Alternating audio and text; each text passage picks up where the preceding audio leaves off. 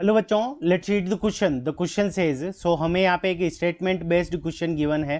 Statement first कह रहा है कि work done by conservative force along closed path is zero.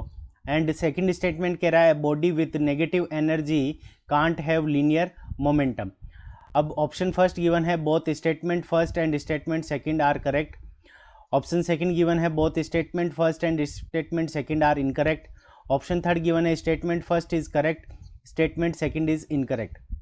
And fourth statement given है, sorry fourth option given है statement first is incorrect and statement second is correct. So इस question को करने के लिए हमें क्या करना पड़ेगा, सबसे पहले work done by conservative force के बारे में बात करनी पड़ेगी, और सेकंड नंबर हमें क्या करनी पड़ेगी कि हमारे यहाँ पे नेगेटिव एनर्जी के बारे में और पोटेंशियल के बारे में हमें बात करनी पड़ेगी। तो देखो, सबसे पहले work done by conservative force, तो डब्ल्यू सी, ठीक है। तो work done by conservative force हमारा क्या होता है, चेंज इन काइनेटिक एनर्जी। सो के फाइनल माइनस के इनिशियल के ये इक्वल होता है। तो फर्स्ट नंबर की कंसेप्ट ये हो जाएगा। सेकंड नंबर हमारा जो की कंसेप्ट हो जाएगा वो क्या हो जाएगा कि जो हमारा एनर्जी होता है, ठीक है। सो यहाँ से अगर बात करें हम काइनेटिक एनर्जी या फिर टोटल एनर्जी की, सो यहाँ पे अगर हम बात करें कि काइनेटिक एनर्जी की अगर हम बात करें के ई इज इक्वल्स टू, ये हमारा क्या होता है हाफ एम वी स्क्वायर के इक्वल होता है। ये हमारा हाफ एम वी स्क्वायर के इक्वल होता है। तो अब देखो, सबसे पहला स्टेटमेंट फर्स्ट।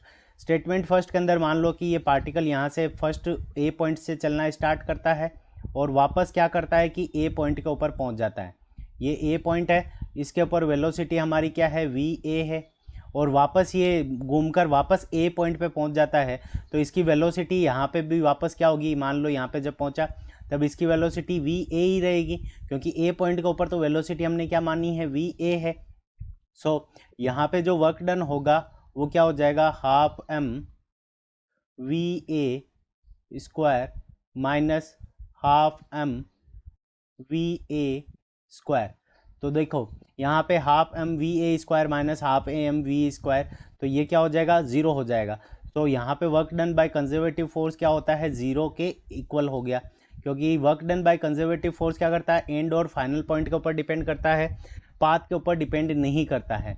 तो अगर मान लो कि यहाँ से कोई पॉइंट है A1 से 2, इस लोकेशन के बीच में वर्क डन निकालना, चाहे इस पाथ से जाओ चाहे इस पाथ से जाओ या फिर ऐसे घूम के जाओ, वर्क डन क्या होगा कि फर्स्ट पॉइंट और सेकंड पॉइंट के अंदर काइनेटिक एनर्जी के अंदर कितना चेंज हुआ उसके ऊपर डिपेंड करेगा, ठीक है।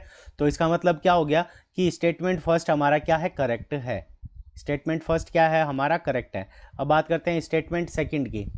अब देखो हमें यहाँ पे क्या दे रखा है, नेगेटिव एनर्जी गिवन है, ठीक है। So negative energy, kinetic energy हमें नेगेटिव नहीं गिवन है, यहाँ पे केवल पूछा है किसके अंदर, नेगेटिव एनर्जी की बात हुई है। सो नेगेटिव एनर्जी, अगर किसी भी पार्टिकल के पास में नेगेटिव एनर्जी है, इसका मतलब उसके पास में एनर्जी है।